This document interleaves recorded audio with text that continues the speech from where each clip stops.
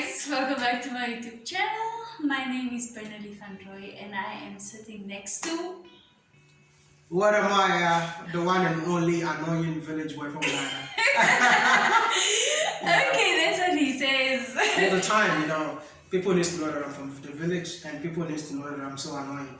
Okay. Yeah. So you decided to make it part of your life. Because people always say that you're so annoying, so I decided to pick it up and add it to my initials. So immediately you call me annoying, I've already said it myself. Okay, so you're basically already telling the people that you're annoying. Yeah, so you don't have to say it any longer. Okay, you get you.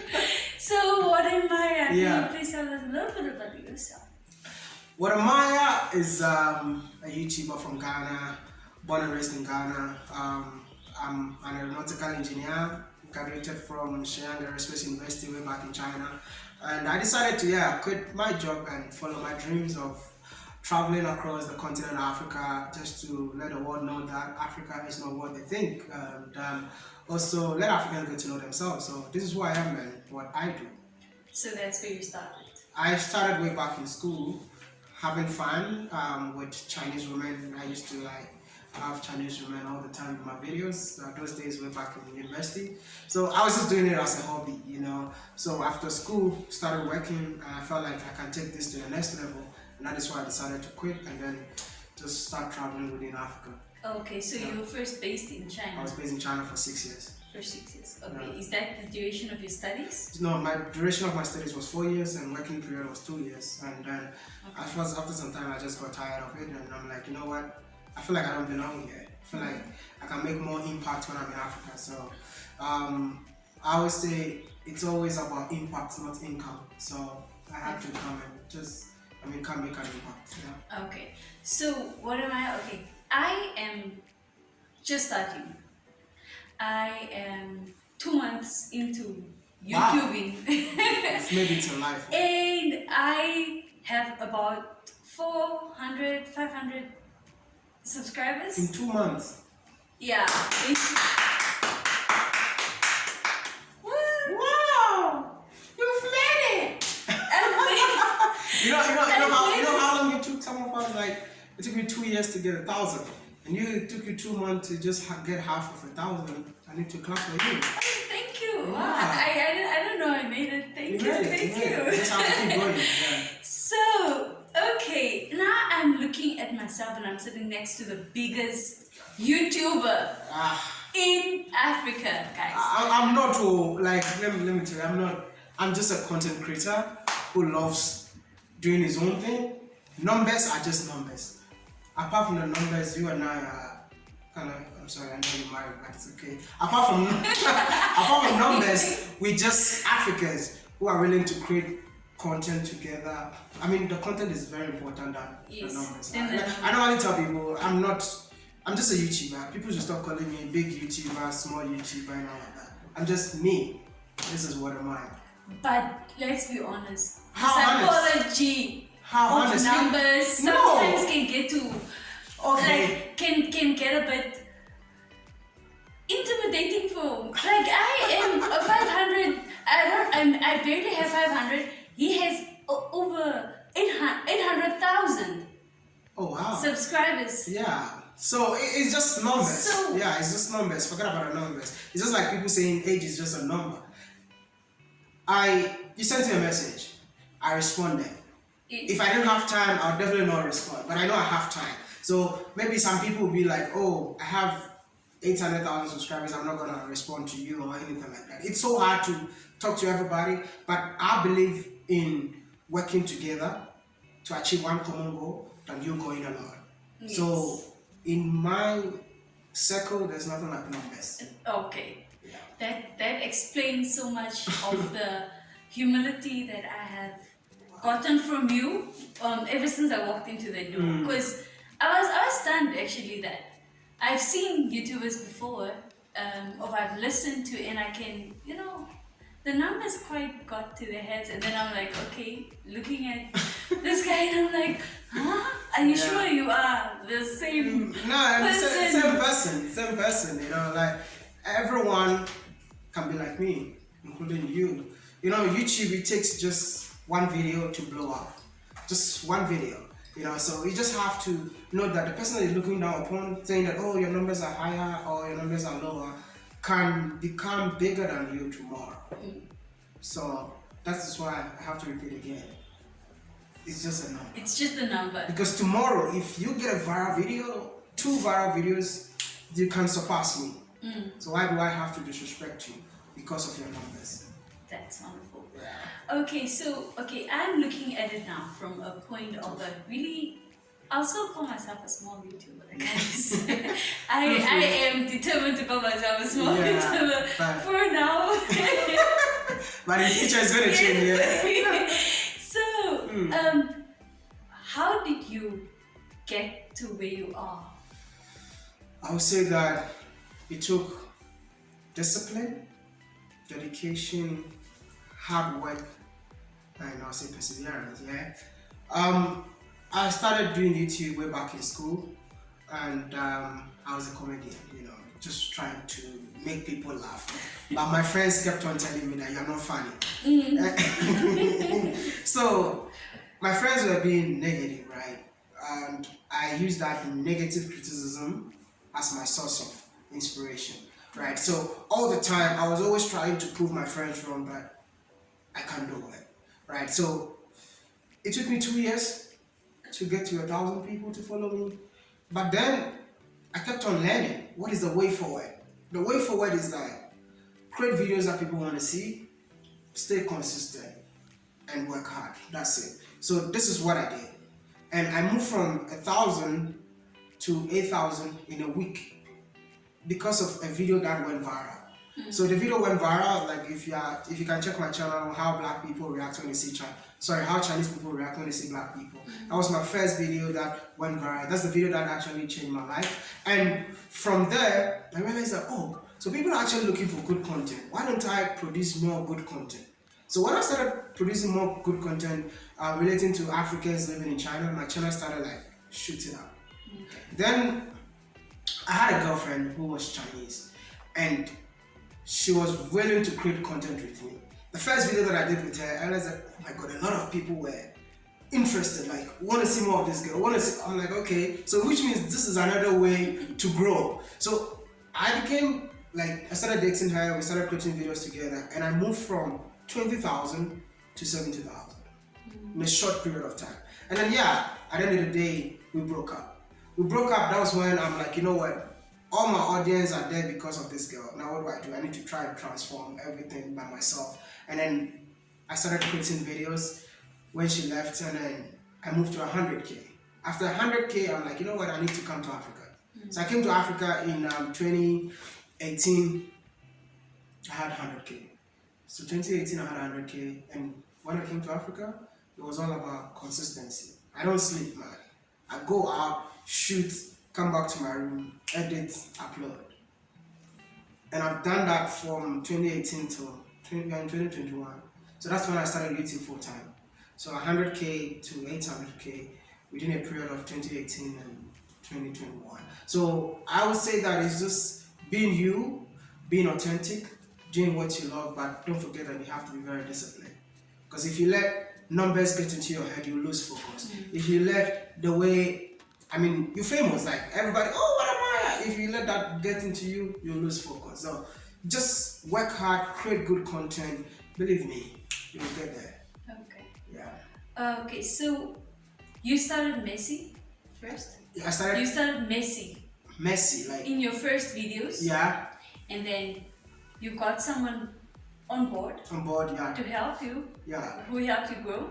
And then again you changed your niche. Yeah, so I've been changing my niche. Even now I still change again. So so I started like comedy. They said I was not funny. I changed to talking about Africa, China, because I was living in China. So I was sharing life of Africans living in China. It got a little bit boring. Then I started talking about, what was I talking about? How Chinese people react when they see black people. So like Chinese relationship with black people. Then it blew up. Do you understand? Okay. So all these things were my niche. Then coming to Africa was just coming to, like, I was just tired of how people see Africa, right? So I wanted to come and share positive stories about Africa. And I feel like that was the best decision I've ever made in my entire life. You know, when I was living in China, people were like, why would you leave China and go back to Africa? Everything is here, why do you want to go? And I'm like, you know, I have to take the risk and go, because there's nothing I can add up in China. China is already developed. But when I get to Africa, I can make more impact than staying in China. So I came to Africa with 100,000 followers, and everything changed when I started talking about Africa-China relation. Talking about the positive stories about Africa. And that people started subscribing to my channel. I think I have 50,000 subscribers in 1 month. Oh. Yep. My first trip in Africa, I had 50,000 subscribers in 1 month. People were like, wow, we never knew this is how beautiful Africa is. And even now, I've changed my niche again. Now, I meet African CEOs, what they are doing, and share their stories. And that also changed my life again. In terms of my subscription was so slow. I moved from, I think, 2018 to 2020, March, I had 300,000. In 2020, last year, March, I had 300,000. Yeah. Last year, COVID, okay. March, I had 300,000. And just a year, extra 500,000. Just because I changed my niche again by interviewing CEOs across Africa. So it's all about all the time trying to find something new, because it gets boring. Don't forget that you're doing this full time. So one thing, if you keep on doing one thing all the time, it's gonna get boring. So all the time, just try something new, and don't forget that it always has to be something that you enjoy doing. What do you enjoy doing? oh, I love talking about Christ, and I always find ways and how I can get God's love or God across Exactly. people. So you just have to sit down every day and then talk about God. Find something that, you talk about something and you get people who can relate to you. And find If people can't relate to what you're talking about, stop it. That is my content. When I was in China, how Chinese people treat me is what I talk about it. And anytime I talk about, oh, it happened to me, oh, it happened to, and people started like knowing that I'm so real. I'm not faking anything. When I came to Africa, I'm like, yo, I'm the village boy from Ghana, and I'm gonna tell the story in a village way. So every time I'm just wearing slippers, and people just love, they can relate, like, yo, he's from the village, that's how we live in the village, but he's still in the city. So if people relate to you, your videos go far than always lying to the people, trying to fake it. I've seen so many people trying to fake their life on social media, they can't even continue. Like, you meet them in real life, they have nothing. But on camera, oh my God, yeah, but you meet them, you realize that they have nothing. And you don't have to try to impress people. Do something that makes yourself happy. That's it. Yeah. Be authentic to That's yourself. it. That's the most important thing. Okay, because I was now also just thinking, because they always say that some people subscribe to you because of the content that they have already seen. Okay. So they keep on wanting to see that content. No. So sometimes when you change, just all of a sudden, people are like, okay, this is... No, I don't think so. How do you handle that? I've changed my content so many times. You should check my old videos. It's all about finding what works for you. You might be comfortable with what you're doing right now. You think that, oh, I uploaded a video, I had 10,000 views. But don't forget that you can still upload a video and get 1 million views. Do you understand what I mean? I'll give you an example. I did a video in South Sudan about, there's a tribe called Mandari tribe. That was my first tribe video. I was not a fan of doing tribe videos, but I just got there, got fascinated, and I started creating content out of it.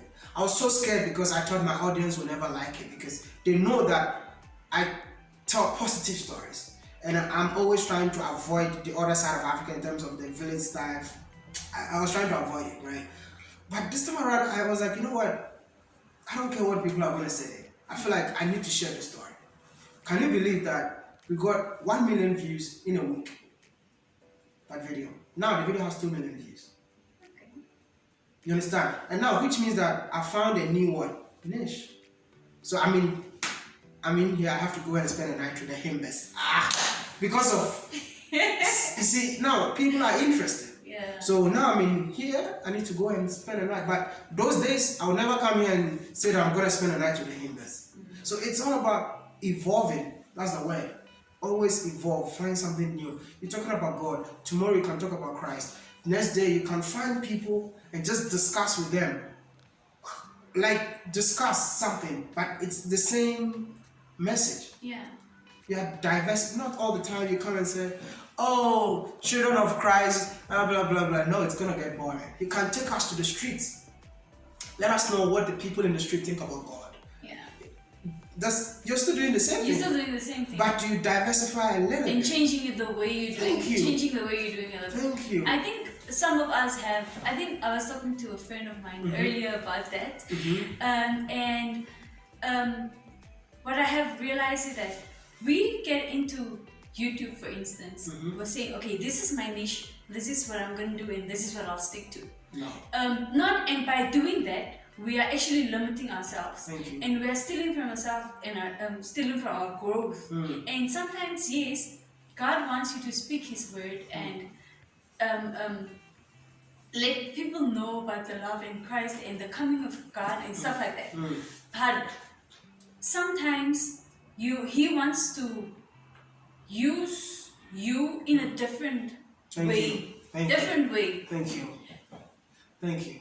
I really understand what you're saying. Yeah, he wants to use you in a different way. And I think I'm at a place where I have been like, okay, this is my niche, this is what I'm going to do.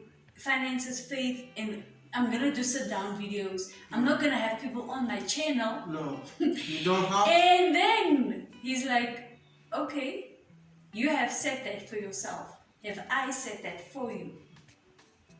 And then he will prompt you to contact people like Wode Maya. Because, and then it feels like something that, is it doable? Can I do it? But he never put that limit on you.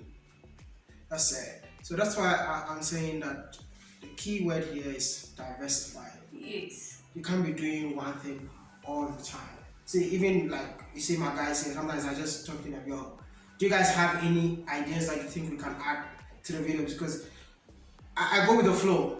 You know, I'm very spontaneous. Like, we film a video in Namibia, they don't know what we're doing. They don't know how the video is going to come out. But I just go here, I'm like, let's do this, let's do that, let's do that. At the end of the day, we put it together in one video and we put it together as a single video. So basically, it's all about you trying to find something that works for you.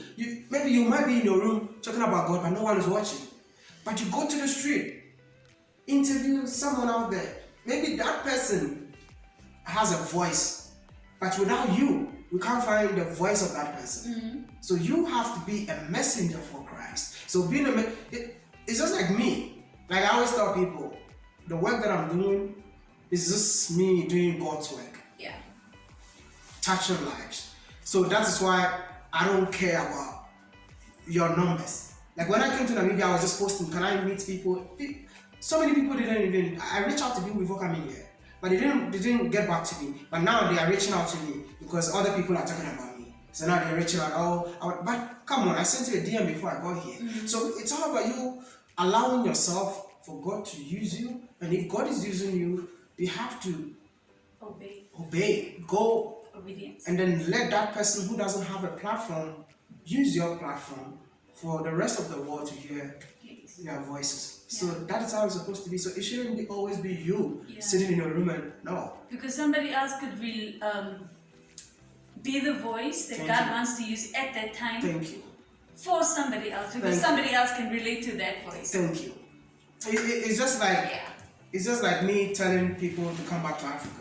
I don't have so much things to say, but I can find people who have lived abroad before, and their message is so powerful than me. And I get so excited, like anytime I meet people like that, their messages touches the soul. Like I can interview somebody and I'll just be there and I'm like, whoa, I was not expecting this. So I believe that it's just you allow yourself for God to use your platform and let the rest of the world hear from everybody. And not limiting yourself. Thank you, because there are so many Christians across the globe. I was in Somalia. I'm a Christian, right? And I went to Somalia. They were fasting, Ramadan. I saw that video. And I told them I'm gonna fast with them. They were shocked, like, what? You're a Christian? I'm like, what? And so what? What is who are you praying to? Do you believe in God? They said they believe in God, but they don't call it God, they call it Allah. And I'm like, okay, it's the same God. I'm just gonna join you guys, you know. That's the clothes that I'm wearing. That does not mean I've become a Muslim or something. But you were in Rome, so you did what the I embrace it. You know, I embrace it for people to get to know about Islam through me. Do you understand? That doesn't mean that I am Islam myself. I give them my platform for them to tell like the world that, okay, this is Islamic religion and this is how we do our stuff. So this is what you have to do. Let the world hear the voices of other Christians through you. It can be a day with your pastor. Pastor, do you have any message for my audience? You can meet that sister in Christ. You have any, just find particular topics. Just go on the internet, learn. And when you start learning, you get a lot of things to talk about. Talk about things that people can relate to. You know, fornication, you know, some of us can't, like, it's a topic that I think the youth of Africa or the youth of the world needs to learn, you know, because we all put a blind eye to certain things.